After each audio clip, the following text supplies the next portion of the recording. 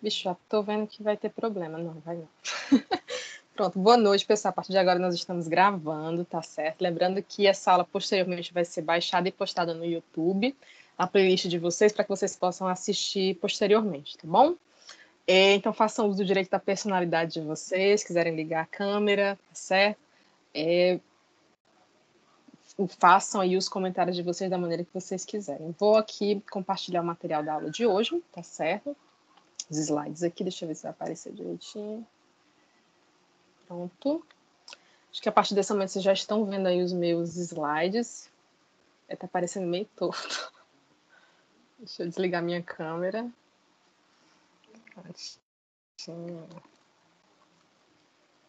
Pronto, agora deu certo. E hoje nós vamos falar, né, a respeito de contestação, tá certo? Então, essa nossa aula de hoje nós vamos falar sobre esse assunto. E lembrando que na segunda etapa vocês vão produzir uma contestação. Então, nessa primeira etapa vocês produzem uma petição inicial, tá certo? E na segunda etapa vocês vão produzir uma contestação. Professora, tem que sair perfeita? É claro que a gente nós estamos contando, estamos esperando, eu espero de vocês a melhor peça processual, mas é claro que a gente está aqui realmente para corrigir as dificuldades, para corrigir os erros, mas com certeza alguém vai ter que tirar uma nota máxima da petição inicial, alguém vai ter que fazer realmente uma petição inicial que seja a melhor da turma, né, para que a gente possa ter uma base. E a partir dali a gente vai realmente fazer a verificação das petições iniciais dos outros. Mas é importante que vocês comecem a treinar exatamente para vocês juntarem o conhecimento que vocês acabaram de aprender, tá certo? Aprender e colocar em prática numa petição, através de um caso, para que vocês possam entender o formato daquela petição inicial. É claro que vocês vão fazer uma pesquisa, e eu tentei colocar casos que, de alguma maneira, vocês já teriam aí como pesquisar mais facilmente. Então, em relação a direito civil, casos envolvendo aí, no caso de indenização ou de uma reparação, para que vocês não tivessem que perder muito tempo com direito material, tá bom? Fosse realmente analisar o direito processual em si, tá bom? Então, hoje nós vamos começar a falar sobre contestação, mas nós vamos voltar bastante à temática da contestação ainda, especialmente na segunda etapa, tá certo? E aí, novamente, quando a gente for falar de audiência, das audiências em si, vamos tentar montar aqui uma audiência na nossa sala de aula, né? Dependendo, vou dar o caso para vocês, já na primeira aula da segunda etapa, e vamos ter essa audiência aqui, onde vocês vão realmente, cada uma das partes, vai tentar entender, vai entender como é que funciona uma audiência dentro do processo civil, pelo menos uma audiência inicial, tá certo, pessoal? Então, vamos falar então de contestação, que é uma temática interessantíssima, né? Temática maravilhosa. Então, basicamente, hoje vamos tentar entender aí o que seria essa contestação, o que seriam os prazos, o que significa reconvenção, que vocês já devem saber, tenho certeza, mas vamos entender como é que isso funciona hoje, especialmente depois do novo Código de Processo Civil de 2015, e vamos conceituar aí o princípio da eventualidade, tá certo? Dentro do processo civil. Primeira coisa, acho que é a melhor definição, né? Para a gente entender o que é contestação. A contestação é a peça de defesa do réu. Então, necessariamente, a contestação ela está atrelada ao polo passivo da ação. Então, existe alguém que ingressa com a ação, essa pessoa ingressa com uma petição inicial, e ao ingressar com essa petição inicial, você está acusando uma outra pessoa de alguma coisa. Só que pelo princípio, vocês já devem lembrar disso, né? Com toda certeza, o princípio do contraditório e da ampla defesa, todo mundo tem o direito de se defender. E, necessariamente, essa pessoa que está sendo acusada de alguma coisa, ela tem o direito de responder, e ela vai responder através de uma peça processual chamada contestação. Então, dentro do processo civil, a contestação ela é necessariamente uma resposta, tá certo? É a resposta que o réu, que é a parte contra quem você está ingressando com a ação, essa pessoa vai responder aquilo que você está alegando. Então, se eu entro com uma petição inicial, dizendo que pessoa tal, vamos lá, dizendo que a Aerotilde está me devendo dinheiro, né? Uma situação como essa, a Aerotilde vai responder no processo através da contestação. Então, ela não vai entrar com uma outra petição inicial, ela vai entrar com uma contestação para responder aquele processo aquela petição inicial com a qual eu iniciei o processo. Então, a contestação é sempre uma resposta, tá certo? Você não inicia um processo com uma contestação, você inicia um processo com a petição inicial. Se você é chamado, se você é citado em um processo, se você é intimado, aí você vai, nesse caso, responder. E se você é o réu da ação, a sua resposta é chamada de contestação, tá certo? Então, sabendo disso, né, saibam sempre que a contestação é sempre um depois da petição inicial. Você contesta uma petição inicial, tá certo, pessoal? E na contestação, essa é a parte mais importante. Eu acho até que é muito mais difícil você fazer uma contestação do que necessariamente fazer uma petição inicial.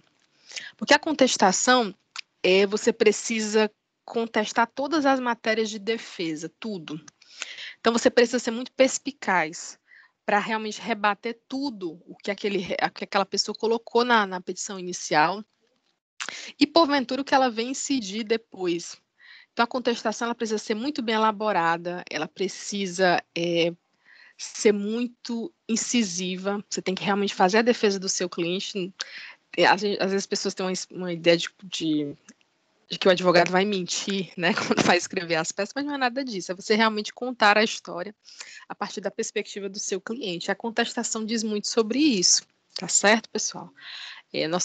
A resposta que a gente dá para a petição inicial, a resposta que a gente dá para aquelas alegações daquela pessoa que ingressou com a ação. Então, é explicar, mas bater, você precisa bater em todas as alegações existentes na petição inicial. Se você esquecer de uma, você já causou um prejuízo muito grande ao seu cliente. Então, é importante que você se atente, que você grife ali na petição inicial cada uma das alegações, tudo aquilo que porventura possa se tornar uma questão prejudicial para o seu cliente, e você conteste cada uma dessas observações, cada uma dessas alegações na sua contestação. Então, você vai bater em todas as matérias de defesa. Daqui a pouco a gente vai ver que essas matérias de defesa elas se dividem em duas, mas você tem que realmente usar toda a sua perícia para cercar aquela petição inicial de forma a você matar ali no ninho ainda, né? Todas as possibilidades de alegações contra o seu cliente. E aí, nesse caso, quando a gente fala das matérias de defesa processual, vocês podem abrir o artigo 336 do CPC, se vocês estiverem com o CPC, por favor, tá certo? Vocês podem abrir o CPC. No CPC, no artigo 336, vocês vão ver, incumbe ao réu alegar na contestação toda a matéria de defesa, expondo as razões de fato e de direito com que impugna o pedido do autor, especificando as provas que pretende produzir.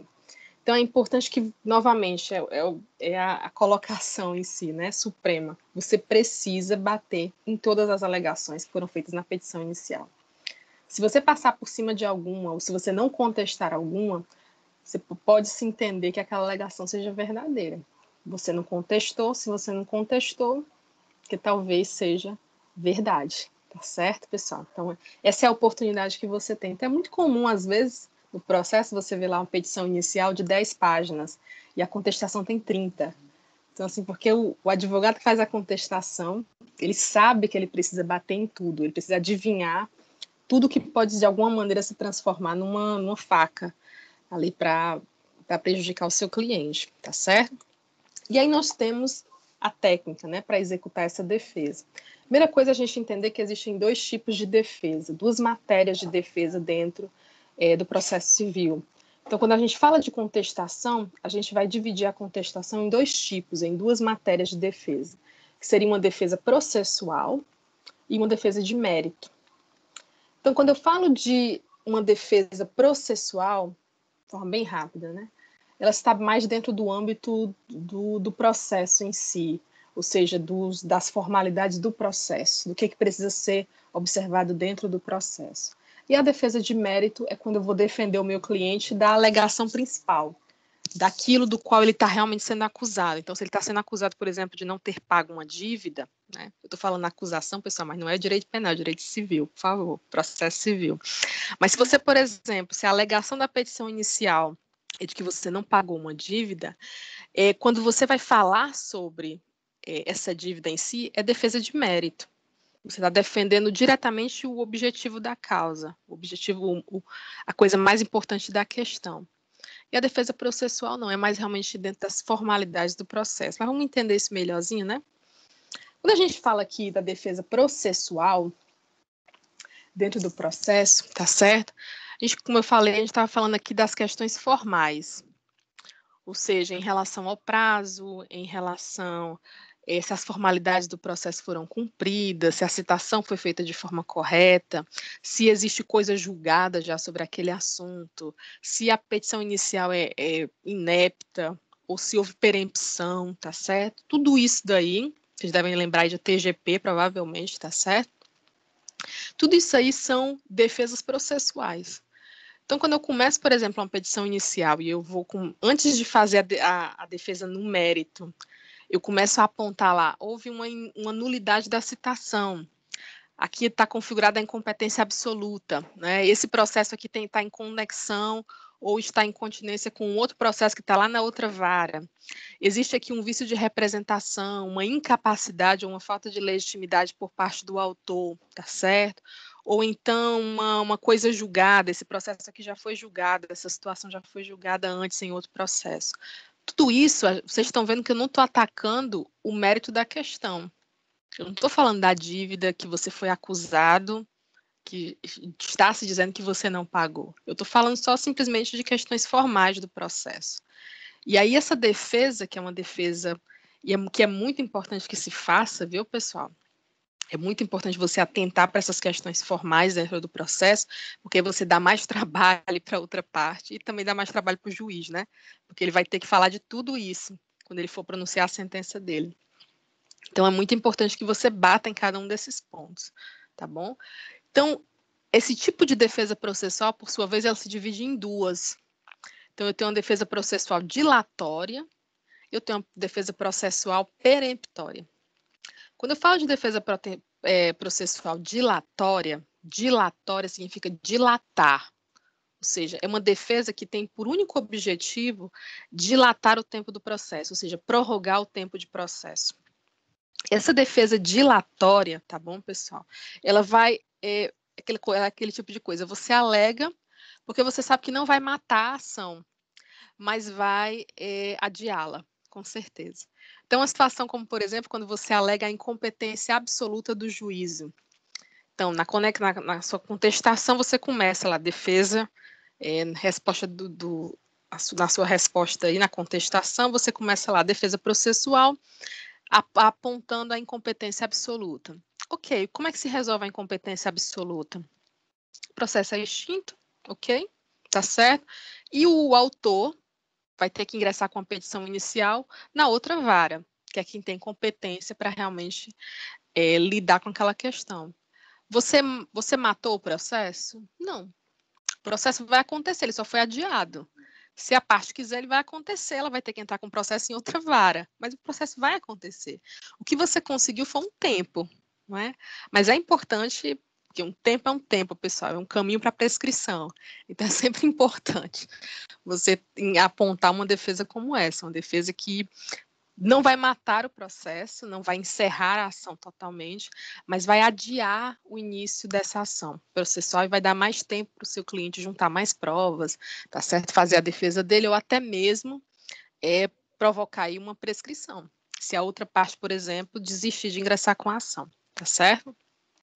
A peremptória, a defesa processual peremptória, o objetivo dela, de certa forma, é realmente extinguir o processo. Na dilatória, eu só quero adiar o início do processo, porque ele vai começar de qualquer maneira, se a outra parte quiser.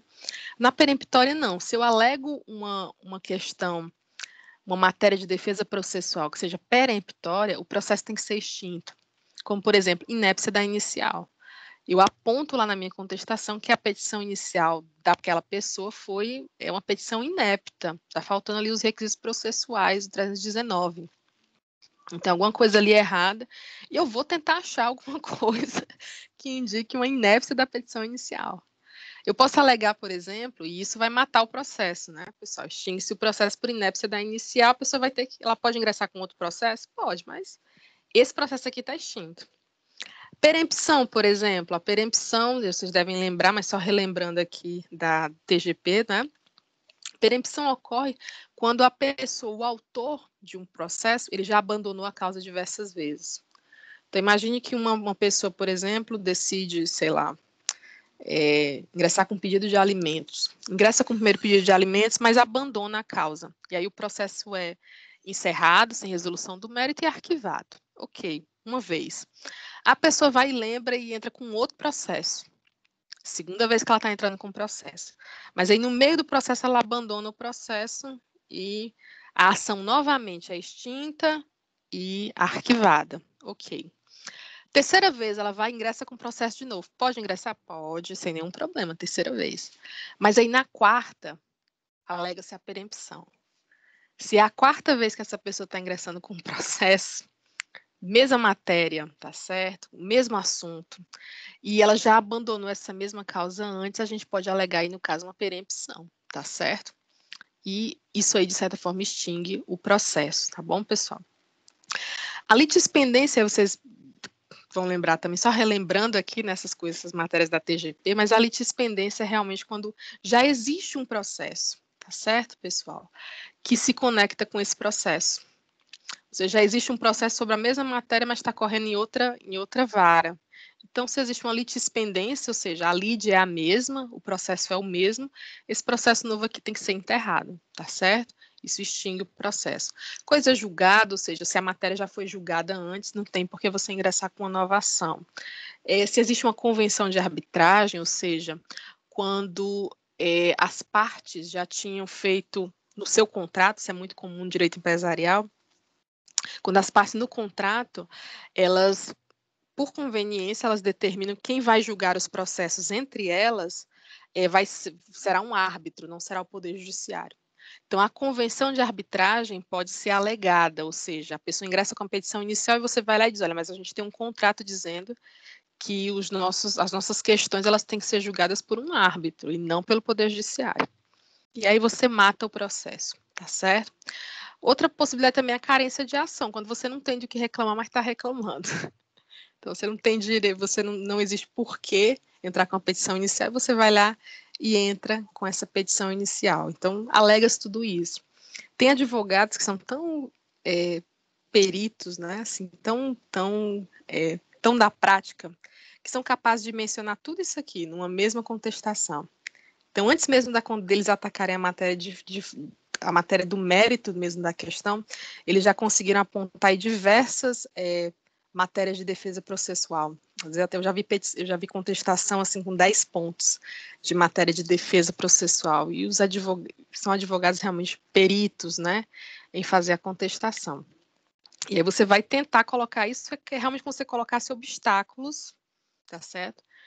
Que o autor, que a pessoa que ingressou com a petição inicial, ela vai ter que transpor, ela vai ter que explicar, ela vai gastar tempo ali tentando explicar o que foi que aconteceu, e vai dar também mais trabalho para o juiz, para que o juiz consiga pensar sobre cada uma daquelas coisas antes de dar uma sentença de fato no processo.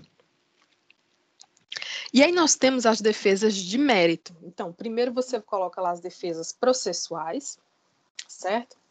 Dilatórias ou peremptórias, e agora você já apontou todas as defesas processuais, nós vamos para as defesas de mérito. E aí, no caso das defesas de mérito, tá certo? A gente vai falar de questões de fato e questões de direito. Quando a gente fala de questões de fato, tá certo? É importante aqui que você faça a impugnação de todos os fatos apresentados pelo autor. Você tem que realmente levar uma boa contestação, ela é capaz de explicar cada um dos fatos trazidos pelo autor na petição inicial, tá certo, pessoal? Explicar e apresentar exatamente por que isso não aconteceu da maneira como o autor está dizendo. E aí você tem que realmente atentar para você não esquecer nenhum dos fatos, para você não deixar passar nada do que o autor citou. E aí você vai colocar exatamente quais são os fatos que isso não aconteceu dessa maneira. A pessoa está dizendo que ela comprou esse carro e eu não entreguei o carro. Não, mas não foi dessa forma como ela está dizendo, isso não é verdade, na verdade aconteceu dessa maneira, tá certo? e aí você aponta aquilo que o autor porventura omitiu, porque todo mundo sempre omite alguma coisa, né?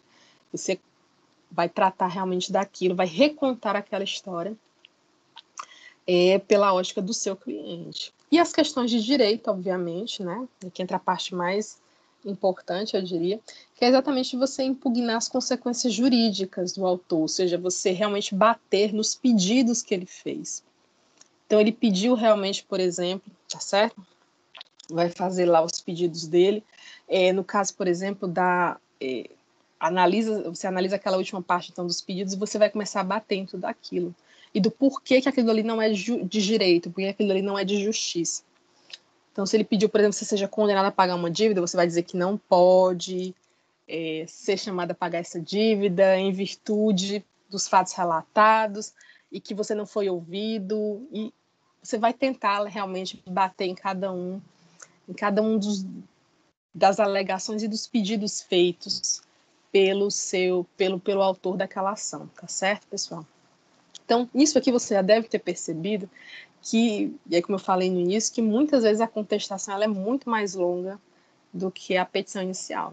A petição inicial, às vezes você faz uma petição inicial em 3, 4, 5 páginas, 10 páginas, né, no máximo, dependendo do mérito, obviamente, mas uma contestação, ela sempre acaba dobrando o número de páginas aí da petição inicial, porque você está se defendendo, então você precisa utilizar de todos os argumentos, de todas as alternativas possíveis para que você possa fazer uma boa contestação. Uma contestação de 2 páginas, pessoal, não ajuda cliente nenhum, tá certo? Então, realmente, às vezes dá muito mais trabalho fazer uma contestação do que fazer uma petição inicial.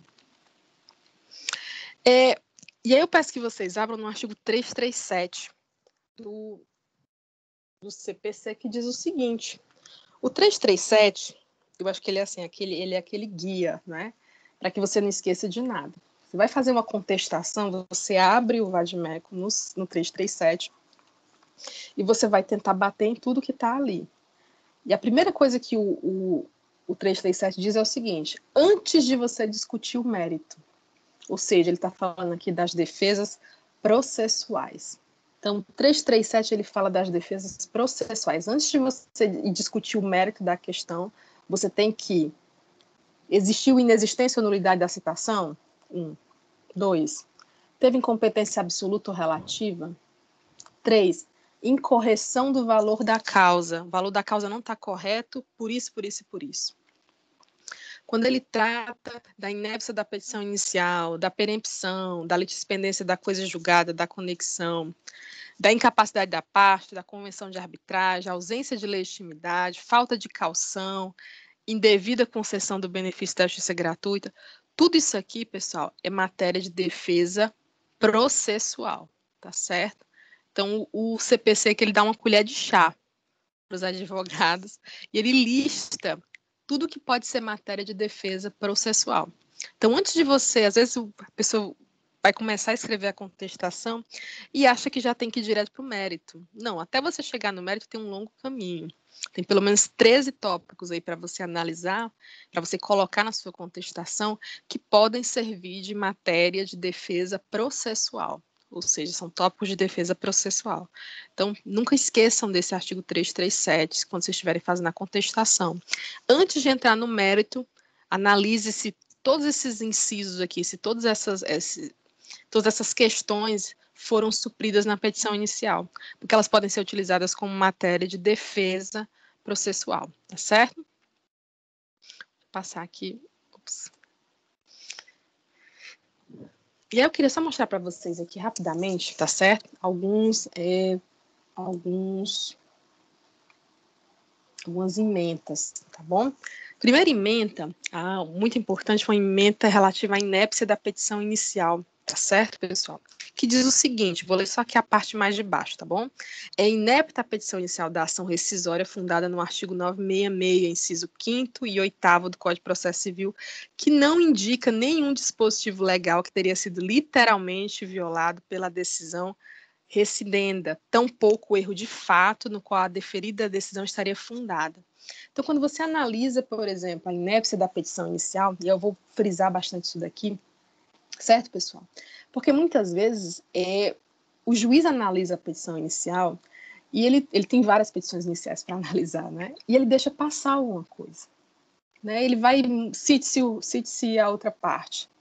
E ele não analisa a petição inicial de forma profunda. Então, cabe a pessoa que vai fazer a contestação analisar a petição inicial se ela está de fato, tá certo, pessoal? Se essa petição inicial está de fato correta. Então, a primeira alegação, eu acho que é muito raro você não ver uma contestação que aponte inépcia da petição inicial. Toda contestação aponta. Se você não encontrar, você tenta ali fazer uma interpretação de que haveria uma inépcia da petição inicial. Porque quando você coloca esse tipo de preliminar, certo? Você coloca esse tipo de defesa inicial em matéria processual, você obriga o juiz a analisar mais cuidadosamente a petição inicial. Então, o juiz vai ser obrigado, quando ele pegar essa contestação, ele vai ser obrigado a voltar lá na petição inicial e analisar ela com mais cuidado, para ver se ela realmente atende os requisitos do 319. Então, a primeira coisa, uma das mais importantes, nunca deve ser esquecida, você recebeu uma petição inicial, você não presume que ela está correta, você presume que existe algum problema. Então, você alega, a primeira coisa, a inépcia da petição inicial. No caso aqui, certo, pessoal? Ele está falando aqui de uma petição inicial de uma ação rescisória. A rescisão rescisória, não sei se vocês, acredito que sim, talvez no processo TGP devem ter visto, provavelmente. A ação rescisória, ela existe, certo, pessoal? Quando ocorreu algum tipo, um processo já aconteceu, uma sentença já foi dada, essa sentença transitou em julgado, tá certo? Mas depois se descobriu que essa sentença ela sofreu de algum defeito, tá certo? E eu não vou me aprofundar nessa questão, porque a ação rescisória é muito complexa. E aí, nesse caso, abre a possibilidade de você ingressar com uma ação rescisória para questionar exatamente aquela sentença, tá certo? Porque aí, no caso, o que foi que aconteceu? Essa petição inicial de uma ação rescisória, ou seja, queria questionar uma sentença que tinha sido dada anteriormente, essa petição inicial não apontou qual foi o dispositivo legal que o juiz não atentou quando ele deu a decisão. E aí, nesse caso, tá certo, pessoal? Não haveria ou seja, não haveria motivo para você ingressar realmente com uma rescisória. Então, a inépcia da petição inicial é a primeira coisa que você deve alegar, tá certo? Deixa eu ver aqui, próximo. Ausência de legitimidade para a causa, uma outra possibilidade também muito importante. Espera aí só um minuto. Não. Ausência de legitimidade para a causa. A ausência de legitimidade para a causa, tá certo, pessoal? Uma outra possibilidade também, que às vezes a gente passa batido, né? Mas você atentar realmente se aquela pessoa ela tem legitimidade para figurar naquele processo. É ela mesma que tem que figurar naquele processo? É ela mesma a parte legítima para ingressar naquele processo, para reivindicar aquela causa, tá certo? Um exemplo que eu dei para vocês aqui, a parte foi considerada ilegítima, tá certo? No caso, não era realmente a pessoa, é um caso que envolve a empresa, mas a pessoa que ingressou com a ação, tá bom? Ela não era a parte legítima para figurar naquele processo, tá bom? Como um dos sócios. Então, no caso, a pessoa jurídica em si ela tem uma personalidade jurídica, essa outra pessoa, esse outro sócio, ele não poderia ingressar de forma separada, sozinho. Então, as primeiras coisas que você precisa alegar. Nos processos, assim, só envolvem duas partes, então uma parte que ingressa, a outra parte que responde, às vezes fica muito clara a legitimidade da causa. Mas em processos, por exemplo, que envolvem mais de uma pessoa, que envolve o direito de várias pessoas, essa questão da legitimidade para a causa, ela sempre deve ser alegada. Então, se estiverem trabalhando aí, sei lá, para uma empresa ou para uma sociedade, ou então dentro de processos que envolvem várias pessoas, várias empresas, litisconsortes, tá certo? É importante sempre você alegar essa questão da legitimidade para a causa, ou seja, você colocar uma dúvidazinha ali no processo se aquela parte que ingressou com a ação é realmente a parte legítima para estar figurando dentro do processo. Convenção de arbitragem eu expliquei um pouquinho mais atrás, mas no caso da convenção de arbitragem, uma outra possibilidade também, especialmente porque o Código de 2015, o nosso novo Código de Processo Civil, ele passou a dar muita atenção para a questão da arbitragem. Então, a gente tem as convenções de arbitragem se tornando cada vez mais comuns dentro do direito brasileiro, dentro do processo no Brasil, tá certo? E é como eu expliquei, só para a gente retratar. No caso da convenção de arbitragem, e isso acontece muito comumente nas questões empresariais, as duas partes convencionam que os seus processos, as suas divergências, os seus conflitos, eles serão decididos, tá certo, por um árbitro, por um juízo de arbitragem, tá certo? Então, o primeiro local para onde os conflitos dessas partes devem ir é para o árbitro, não é para o Poder Judiciário. Então, se, por exemplo, a parte esqueceu dessa questão contratual e entrou com um processo no Poder Judiciário, a primeira coisa que você precisa alegar é a convenção de arbitragem. Olha, existe uma convenção de arbitragem entre nós, ele não procurou o árbitro e já ingressou com ação no Poder Judiciário, está errado. E isso é causa de extinção do processo. A convenção de arbitragem é uma matéria peremptória, ela extingue o processo, para que as partes primeiro procurem os árbitros, depois venham para o Poder Judiciário, tá certo? Se for necessário, né, pessoal? Não sei que não se resolva dentro da arbitragem, tá bom? Outra questão muito importante, sempre deve ser alegada, é a questão da concessão do benefício da gratuidade da justiça. Então, geralmente, quando a pessoa ingressa com a petição inicial, eu até coloquei lá uma observação na petição inicial que vocês vão fazer, né, para você não esquecer de fazer uma procuração e não esquecer de fazer os pedidos, né, especialmente o da gratuidade da justiça, tá bom? Então, quando o autor pede a gratuidade da justiça, é de praxe que você questione isso. E você diga, não, mas o autor está pedindo a gratuidade da justiça, ele não deveria receber gratuidade da justiça, não. Porque ele, sei lá, tem um emprego, ele faz isso, ele faz aquilo, né? Ele tem uma casa no nome dele, você aponta você aponta, nossa, parou um pouquinho aqui.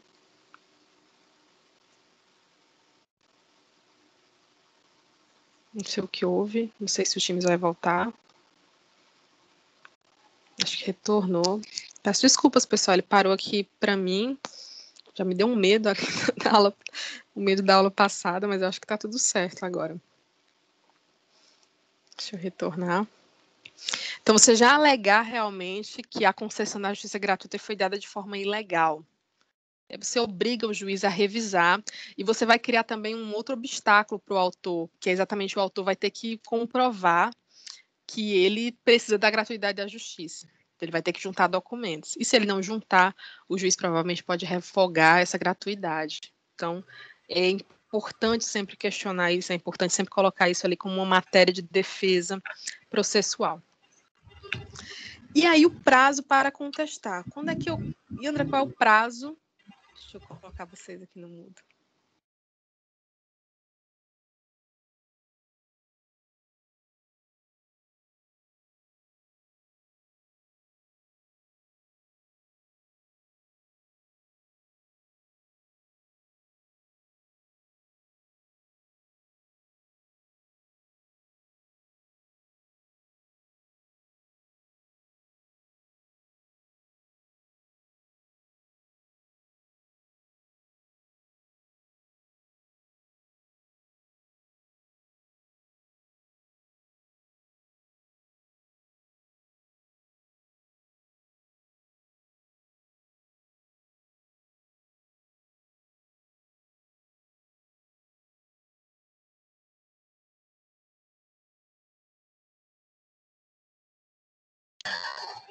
Professor.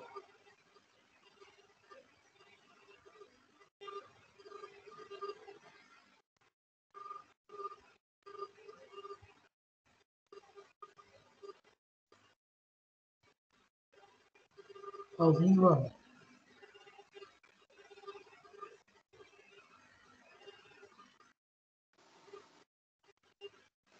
Tô ouvindo agora. Tá me ouvindo, professor? Tô ouvindo sim. Ah, tá. Gente, ele travou aqui por alguns minutos, tá certo?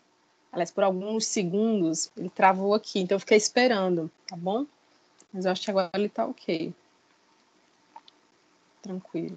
O meu tá travando direto, fica parando. Não, E tem eu gente falando que não conseguiu entrar. Tô sentindo uma certa estabilidade. Eu acabei de ver aqui umas mensagens no WhatsApp. Tô vendo aqui. Eu tô com medo dele começar com aquela estabilidade novamente. Vou fazer o possível para terminar aqui a aula, pelo menos para ficar gravada, tá certo? Porque ontem foi assim, ele gravou tipo 30 minutos de aula e de repente ficou instável e eu não conseguia mais colocar para gravar. E aí foi problemático, bem problemático mesmo. Eu vou tentar encerrar, vou tentar fazer a explicação aqui, tá certo? Porque se ele der mais algum problema, pelo menos a gente tem alguma coisa gravada, eu posso juntar lá os pedaços da gravação no Videopad, tá bom? Vamos ver aqui, tranquilo. Eu estava falando, então, a respeito do prazo para contestar. A gente viu lá no 335, tá certo? Vocês abrirem aí o 335 do CPC de vocês, vocês vão ver o prazo para a contestação, ele é de 15 dias. Mas é de 15 dias contados do quê? Né? De 15 dias a partir de quê? Para que eu possa contestar. E aí o Código de Processo Civil, ele vai estabelecer o termo inicial e vai colocar aí basicamente 3 opções que a gente precisa entender muito bem. Um é o seguinte: o prazo de 15 dias começa a se contar de quando? Da audiência de conciliação ou de mediação. Não sei se vocês vão lembrar, mas eu falei na aula passada e na retrasada também, que esse novo Código de Processo Civil de 2015, já não é tão novo, né? Já tem 5 anos, ele privilegia muito a questão da conciliação e da mediação. Então, se coloca realmente como uma... antigamente era uma coisa quase que assim, era opcional. Hoje em dia não, hoje em dia não é exatamente opcional. A mediação e a conciliação, ela está presente, e se você não quiser conciliar ou mediar, você tem que se manifestar dizendo que não quer. Então você precisa dizer que não quer audiência de conciliação ou de mediação. Mas se houver uma audiência de conciliação ou de mediação, tá certo? E aí, nesse caso, a partir dessa audiência, eu começo a contabilizar esse prazo se uma das partes ou qualquer das partes não comparecer. Aí eu começo a contabilizar esse prazo realmente a partir dessa data, da data da audiência de conciliação ou de mediação. Isso foi muito controverso na época que o código foi promulgado, porque ele estabelece quase, tem dias que ele estabelecia quase como uma obrigatoriedade de conciliar ou de mediar, mas não é uma obrigatoriedade, tá certo? Você não é obrigado a comparecer a essa audiência, mas a partir dela se abre o prazo para a sua contestação. Do protocolo do pedido de cancelamento da audiência de conciliação ou de mediação, ou seja, a audiência de conciliação foi marcada, você se manifesta, você ingressa com uma manifestação dizendo que você não tem interesse em conciliar. Isso é possível também. Às vezes a pessoa faz na própria petição inicial. Na própria petição inicial, a pessoa diz, não tenho interesse em conciliar. Então, o juiz nem vai considerar essa questão, essa possibilidade aí da própria conciliação. Ele simplesmente vai dar o prazo, vai dizer quando é que o prazo vai iniciar para aquela parte, no caso da citação, e a parte vai poder contestar no prazo de 15 dias, tá certo? E aí nós temos as disposições do artigo 231 do CPC, que a gente vai já ver direitinho, tá bom? Então, só para fixar, prazo para contestar, da realização de audiência de uma conciliação ou de mediação, tá certo? E aí, nesse caso, se uma das partes não comparecer, a partir dali eu começo o prazo para a contestação. Se o réu manifestar desinteresse na audiência, tá certo? E aí, no caso, ele se manifestar, ele entrar com uma petição dizendo que, olha, não tem interesse nenhum em conciliar. É a partir dali que eu vou começar a contar o prazo de 15 dias, ou seja, a data do protocolo, a data que ele foi lá e ingressou mostrou a petição dizendo, ó, não tenho interesse em conciliar. Ou então que ele ingressou com a ação no ESAGE, dizendo, não tenho interesse em conciliar nessa ação. Abre-se o prazo para ele de 15 dias corridos, aliás, 15 dias úteis, tá certo? Lembrando, não se esqueçam disso. Os prazos processuais nesse novo Código de Processo Civil são todos contados em dias úteis, tá bom? Não é dia corrido, dia útil. Então, a gente sempre exclui, considerando isso nos prazos processuais, o sábado, o domingo e os feriados, tá bom? Quem não estiver lembrando aí pode retornar para a aula passada, ver lá como é que a gente faz a contabilidade desses prazos processuais. Mas só frisando, prazo processual se contabiliza, tá certo? Em dias úteis, não em dias corridos, tá bom? Quando houver mais de um réu, especialmente a gente fala de um litisconsórcio, né, pessoal? Litisconsórcio passivo, e todos manifestarem desinteresse pela audiência, tá certo? O termo inicial, ele vai se contabilizar pela data do pedido da petição da manifestação, dizendo que eles não querem audiência. Então, se eu tenho, por exemplo, 3 litisconsortes, vocês lembram que litisconsórcio significa quando eu tenho várias partes que, de alguma maneira, estão ali interessadas no processo. Elas têm a mesma legitimidade, elas têm o mesmo interesse processual, tá bom? E, em vez de cada um ingressar com o processo, entra todo mundo com o mesmo processo. Isso é litisconsórcio, tá certo, pessoal? Cada uma dessas partes pode manifestar um interesse ou não na conciliação. Quando elas manifestam desinteresse, o prazo para a contestação começa a contar da data em que elas manifestam esse desinteresse, a falta de interesse na contestação. Pronto. Eu estou vendo os professores comentando aqui que está meio instável, mas eu acho que até agora a gente vai conseguir terminar sem problema.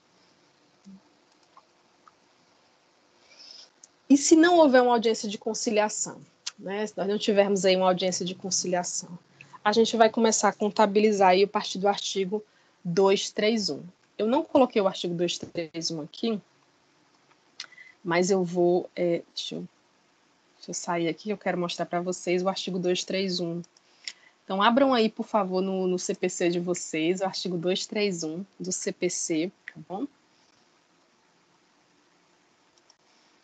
Abri o meu e-mail aqui. Pronto.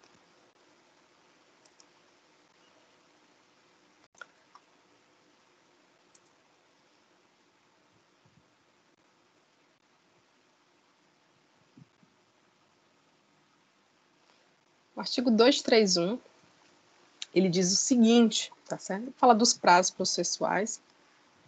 O artigo 231, ele vai estabelecer, são vários incisos, viu, pessoal? Vários. Ele vai estabelecer exatamente como é que eu considero o dia do prazo, o dia do começo do prazo. Isso aqui são informações gerais. Desceu aqui. São informações gerais relativas à contagem dos prazos. Ou seja, não funcionam apenas para a petição inicial, não funcionam apenas para a contestação, mas para todos os outros prazos dentro do processo, tá certo? Um prazo, por exemplo, para você se pronunciar, um prazo para você entrar com contrarrazões, tudo isso aqui pode ser utilizado pode ser utilizado 231. Então, por exemplo, o que ele vai dizer aqui, só para a gente começar, não dá para a gente ver tudo. A data disjuntada aos autos do aviso de recebimento, quando ocorrer a citação ou a intimação pelo correio. Então, não houve audiência de conciliação, coisa mais simples do mundo. Eu começo a contar o prazo da data disjuntada do AR, que é o famosíssimo aviso de recebimento. Então, o aviso de recebimento chegou na vara, a partir dali eu começo a juntar, eu começo a contar o prazo de 15 dias, ou seja, para que aquela pessoa ingresse, ou melhor, protocole a sua contestação no processo.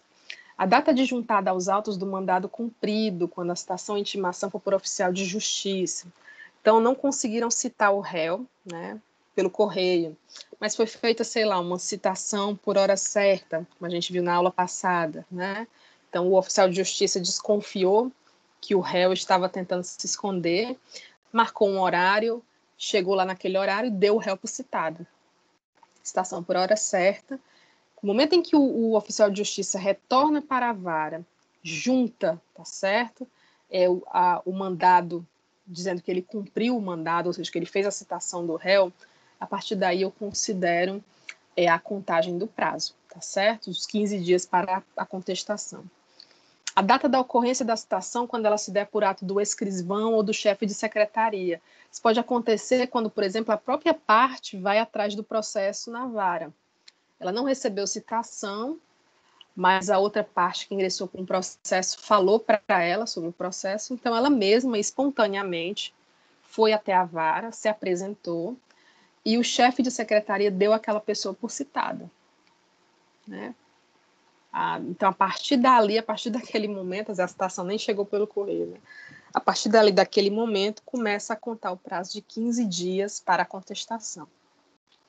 O dia seguinte ao fim da dilação assinada pelo juiz, quando a citação ou intimação for por edital, né, especialmente em localidades bem remotas, no interior ainda isso é comum, é possível acontecer, e aí pela citação por edital, quando no momento em que o juiz realmente dá a dilação, ou seja, ele garante que aquela pessoa foi realmente citada, ou seja, aquela citação foi válida, a partir dali eu começo a contabilizar os 15 dias para a contestação.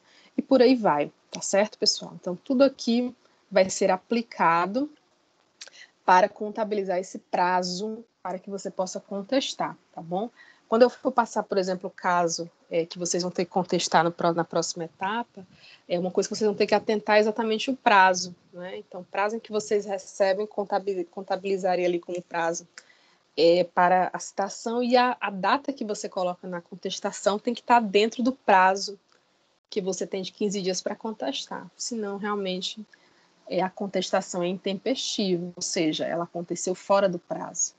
E tendo acontecido fora do prazo, ela causa aí a revelia, que é uma coisa que a gente vai ver mais adiante, tá bom?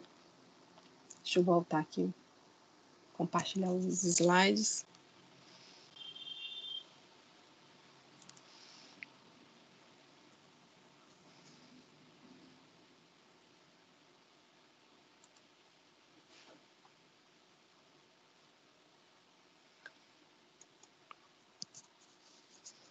Pronto. Então, no caso da gente não ter uma audiência de conciliação, vamos seguir aí o artigo 231 do CPC, do Código de Processo Civil. E aí nós vamos começar a falar agora da reconvenção, tá bom? Em regra, quando a gente fala da reconvenção, e aí, por exemplo, no meu caso, quando eu fiz faculdade, nós ainda tínhamos o CPC de 1973, a professora é meio velha, né? 1973 era o outro Código de Processo Civil, né? Fiz faculdade ainda nos períodos lá de 2010. Então, nesse período, por exemplo, pelo antigo código, a reconvenção ela era uma espécie de peça separada. Hoje em dia, a reconvenção ela vai dentro da contestação, basicamente. E o que é a reconvenção, né? A reconvenção é o seguinte, ela trata exatamente dessa possibilidade de o réu, em um processo, ele não apenas contesta aquelas alegações que estão sendo feitas pelo autor na petição inicial, mas ele também traz alguma coisa da qual ele vai alegar contra aquele autor. Então, digamos que uma pessoa ingressasse com uma petição inicial dizendo assim, fulano de tal está me devendo, sei lá, 10 mil reais. E aí a questão foi essa, eu entreguei o bem para ele, mas ele não depositou o dinheiro, não recebi o valor, tá bom? Então, eu estou entrando com o processo aqui, não tenho todos os recibos, o processo vai ser um processo de conhecimento para demonstrar que realmente existiu uma dívida, que realmente existiu uma obrigação. E aí você, na sua contestação, você contesta dizendo, não, isso aí é mentira, isso não é verdade. E essa criatura está dizendo que eu estou devendo 10 mil, mas na verdade quem está me devendo 10 mil é ele. No momento em que eu digo que eu faço essa acusação, que eu faço essa alegação de que, olha, ele está me acusando de estar devendo 10 mil, mas quem está me devendo na verdade é ele, eu estou reconvindo contra o autor. É isso que a gente chama de reconvenção. É você não apenas responder a que o autor está alegando contra você, mas você também alegar alguma coisa contra aquele autor. E dizer, não, quem está errado aqui, na verdade, é você. Eu que deveria estar ingressando com uma ação contra você, e não você contra mim. Isso é uma reconvenção. E hoje a reconvenção, como eu falei anteriormente, ela é colocada dentro da própria contestação. Então, você faz a contestação e dentro da própria peça de contestação você insere a reconvenção. Ela é apresentada de forma conjunta. Ou seja, em vez de o juiz ter que analisar dois processos, ele passa a analisar um único processo, onde todos os fatos estão ali presentes numa mesma contestação, numa mesma peça processual. E aí abre-se o espaço, aí nesse caso, né, como se fosse aí uma contestação ao contrário, abre-se o espaço para que o autor que ingressou com o processo responda à reconvenção, tá bom? Vocês vão tratar da reconvenção lá no artigo 343 do nosso Código de Processo Civil, tá certo? Que diz exatamente o seguinte, na contestação, É lícito ao réu propor reconvenção para manifestar uma pretensão própria, conexa com a ação principal ou com o fundamento da defesa. Então, o autor, o réu, ele tem direito de contestar aquela petição inicial. E se ele quiser, ele pode alegar alguma coisa que seja uma pretensão própria. Como eu falei anteriormente, ele está sofrendo uma alegação de que não pagou uma dívida, e ele vai dizer, não, na verdade, quem está me devendo é o autor, não eu, não o contrário. Então, ele vai estabelecer uma reconvenção, porque agora é o autor que ingressou com o processo que vai ter que se explicar, que vai ter que responder àquela alegação que você está trazendo na contestação. Então, isso é uma reconvenção, certo? A reconvenção, como eu falei, ela deve ser apresentada junto com a contestação. Então, ela vai literalmente dentro da contestação, tá certo? E o prazo é a mesma coisa, o prazo é 15 dias. Acontece do mesmo jeitinho da contestação, obedecendo aqueles mesmos prazos que a gente acabou de ver, tá certo? Então, especialmente os prazos 2, 3, 1. Então, a reconvenção, ela vai junto com a contestação. Mas, professor, tem que ser junto no mesmo momento, na mesma hora, né? Dentro da peça em si, tá certo? Você entra com as duas dentro do mesmo processo. Você pode juntar uma num dia e a outra no outro, não tem problema nenhum. Mas elas vão dentro do mesmo processo, tá bom, pessoal? E ainda nós vamos ter, especialmente, tá certo, pessoal, dentro da reconvenção, acho que é a parte mais interessante, porque a reconvenção ela vai junto com a contestação, o prazo é o mesmo, tá certo? Mas é como se você fizesse aí uma petição, a reconvenção fosse como uma espécie de petição inicial.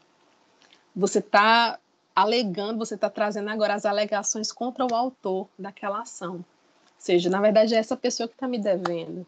Na verdade foi essa pessoa que me causou um dano, e eu tenho aqui as provas. E tudo isso é uma forma de você fazer a sua defesa. Então, a reconvenção é uma forma de defesa e não deixa de ser também como se o processo realmente virasse. Aquela pessoa que ingressou como sendo o autor da questão, de repente ela se transforma em réu. Porque no momento em que você ingressa com a contestação e a contestação traz uma reconvenção, o autor ele vai ser chamado a responder aquilo, ele vai ser chamado a contestar aquela alegação que você fez, a dizer se aquilo ali é verdade ou não. Então, o processo, agora, as peças processuais tendem a ficar cada vez mais longas. Antigamente, esses dois processos corriam de forma separada, paralela. Era um ficava pensado ao outro, né? Você tinha o processo e você tinha a reconvenção. Então, um ficava ali atrelado ao outro. Hoje em dia, todas as petições são colocadas dentro do mesmo processo. Ou seja, uma forma de o juiz não precisa olhar o outro processo para verificar as alegações estão sendo feitas, o que está sendo dito. Não, tudo é tratado no mesmo processo. E quando a sentença é dada para todos os casos. O juiz vai tratar não apenas do que o autor pediu na petição inicial, mas o juiz vai tratar também do que você alegou na sua contestação e na sua reconvenção, especialmente. Então, ele vai dar uma decisão que vai abarcar todas as alegações feitas naquele processo, tá certo? E aí nós temos um princípio muito importante, tá certo, pessoal, para encerrarmos aqui, que é o princípio da eventualidade. O princípio da eventualidade é muito importante que ele seja tratado em relação à contestação, porque ele estabelece um período para você trazer as matérias de defesa. E esse momento é o momento da contestação. O princípio da eventualidade, ele determina que o réu deve trazer todas as alegações, todas as teses da sua defesa no momento da contestação. Gente, por isso que é tão vital que a contestação seja muito bem feita. É o momento que você tem para fazer a defesa do seu cliente. Ou seja, é o momento que você tem para você trazer todas as matérias de defesa que você conseguir encontrar, que você conseguir pensar para rebater as alegações que foram feitas na petição inicial.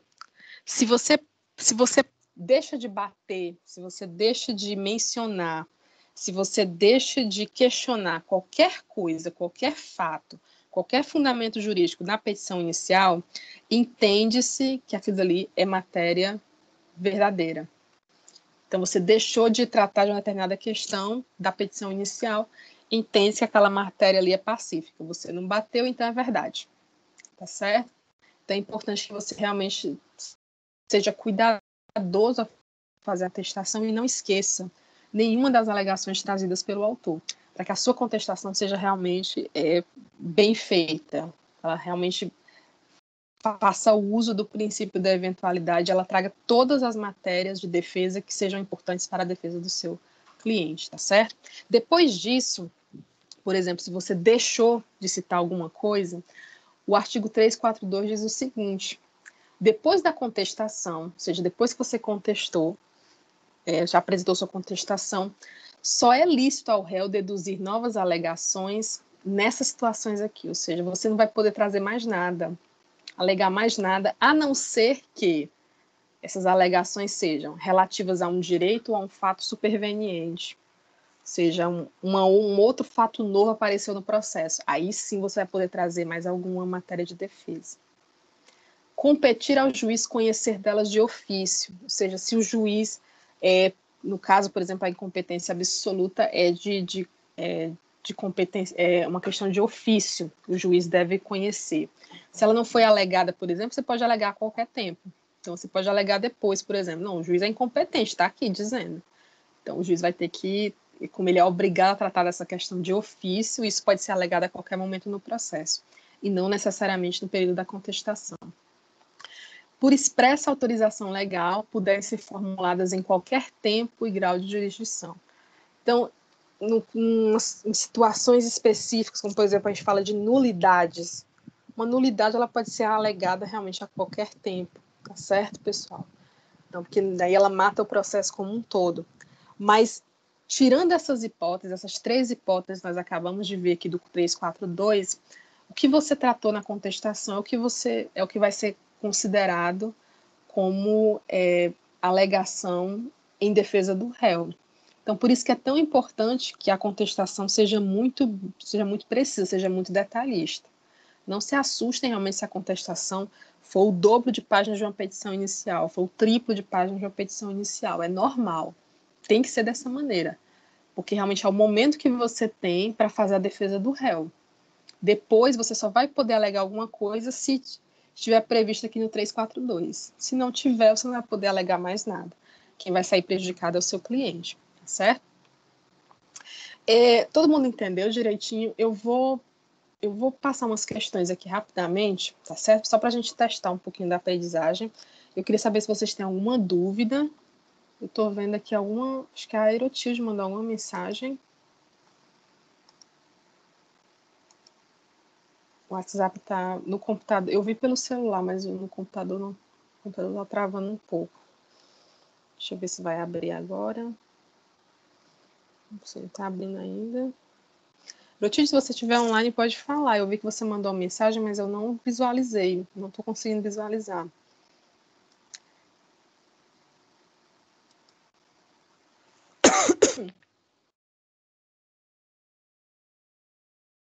A Viviane não está conseguindo, né? Infelizmente, só agora que eu já acabei com a explicação. Deixa eu chamar aqui.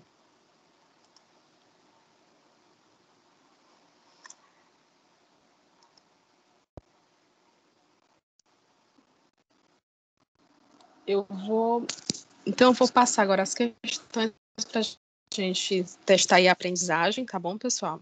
Deixa eu ver se elas conseguiram entrar. Clotilde, Viviane.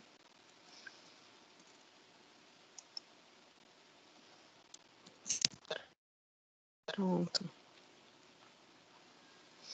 Eu coloquei algumas questões aqui para a gente testar a aprendizagem, para ver se vocês entenderam, tá bom? Sei que foi meio corrido essa questão do Teams aí, mas eu acho que vai dar para a gente. Eu acho que agora já está mais tranquilo. Eu acho que ele estabilizou. Me parece que ele está mais estável. Vamos continuar. Então, trouxe algumas questões, são 3 questõezinhas bem rápidas, tá certo? Só para a gente realmente trabalhar o assunto que foi feito, que foi dado hoje, em matéria de contestação. Não se preocupem, porque eu sei que vão surgir várias dúvidas, a gente vai voltar bastante para esse assunto ainda, até porque vocês vão fazer uma contestação na segunda etapa, tá bom? Mas só para a gente fixar as temáticas mais importantes desse assunto de hoje. Então, a primeira questão, deixa eu ver se a tela vai mostrar para vocês. A contestação pode englobar defesas de mérito, bem como defesas ditas indiretas, de natureza processual. Então, vocês lembram que eu falei que a contestação ela pode englobar dois tipos de defesa, dois tipos de matéria de defesa. Uma defesa processual, tá certo, pessoal? Quando eu falei de questões processuais, lá do artigo 337, e as defesas de mérito, tá bom? Então, nesse caso, eu teria duas possibilidades de defesa. Qual das defesas processuais é apropriada quando o réu se depara com uma ação igual a outra, anteriormente ajuizada e ainda em tramitação, que contém as mesmas partes, a mesma causa de pedir e o mesmo pedido? A. Litispendência. B. Coisa julgada. C. Perempção. D. Nulidade de citação. E E. Conexão. Qual a resposta correta? Isso aqui foi mais para vocês revisarem um pouquinho aí de TGP. Qual a resposta correta, pessoal?